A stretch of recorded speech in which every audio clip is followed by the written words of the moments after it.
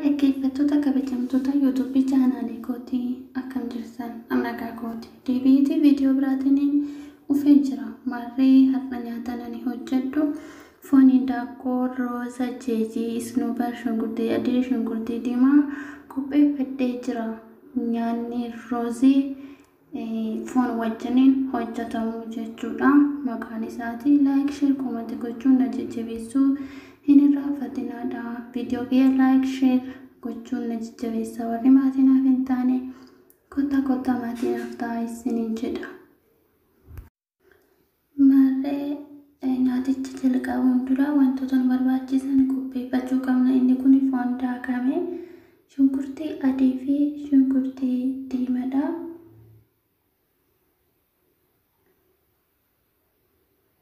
Ixaasee roozidha. Amma kanan jalqabu foon hindaaqqoo kiyyas affeellatanan jira jechuudha. Bifa kana fakkaatanii foon hindaaqqoo kophaatti kanan affeelu yookaan kanan bilcheessu. Amma duraan dursee shunkurtii adii fi shunkurtii diimaa erga na bilchaateen booda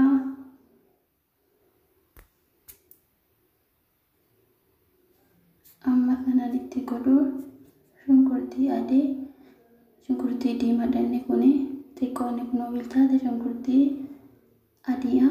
Ittaasee foon, ittaasee roozidha jechuudha. Like share comment gochuun na jajjabeessuun hin irraanfatinaadha. Warri maatiinaaf hin taane kotta maatiinaaf ta'a.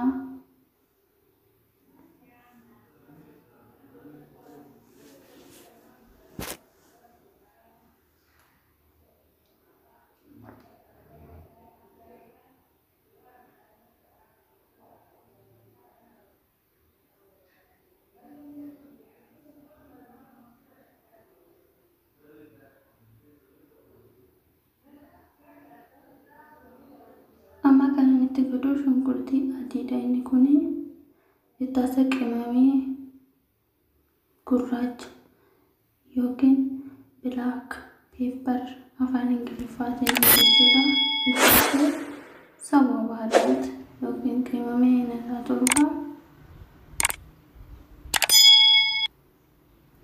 Amma kanan itti godhu qimamii gurraacha jechuudha. Ittaasee foontu itti go'amaa jechuudha. Foonichis erga bilchaateen booda roozidha. Roozicha immoo bishaan ho'isuu qabna. Bishaan qorraadhaan hin hojjechuun dafee nuuf hin bilchaatu waan ta'eef bishaan ho'aatti nyaata kamiyyuu itti fayyadamne baay'ee bareeda. Inni kun foon daakame jechuudha.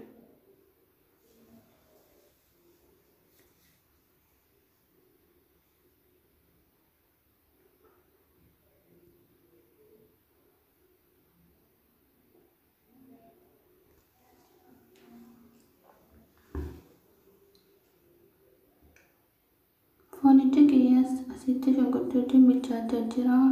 Kophaattis foon hindaaqqoo asittis tabbaliin hojjechaa jira. Nyaata hedduu wal bira qabnee hojjechuus ni dandeenya. Gaasii isa gubbaarraniin nyaata biraa, isa gadaanuunis nyaata biraa jechuudha.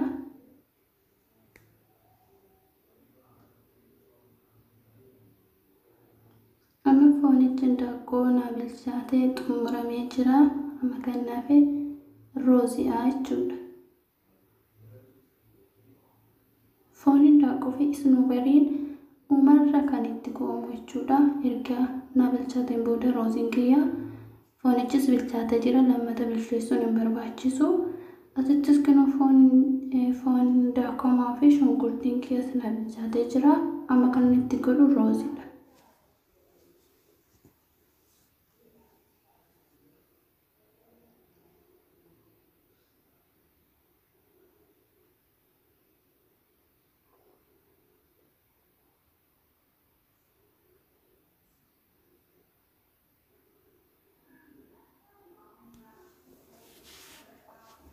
Roozichi kiyyas haala kanaan eegan itti godheen booda amma kana itti godhu bishaan ho'ee jechuudha. Bishaan ho'ee jechuun foonichi hindaaqqoo jalqaba qulqullaa'e waan ta'eef bishaan foon hindaaqqoo affeelisaan xaaffafee isaan fayyadama. bilchaachuu qofa kan nu hafe jechuudha. Bifa kana fakkaatuun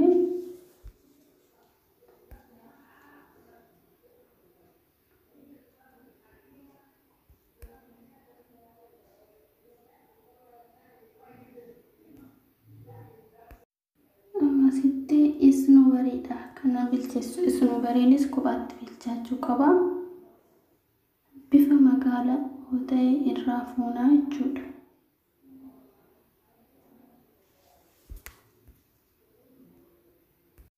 Dhaggeeffattoota kabajamtoota keenya nyaanni irra hojjedhe kana fakkaata. Laayik, sheer, koomentii gochuun na jajjabeessuun irraa fatina. Guyyaa biraa hanga viidiyoo biraatiin deebi'ee fuutti.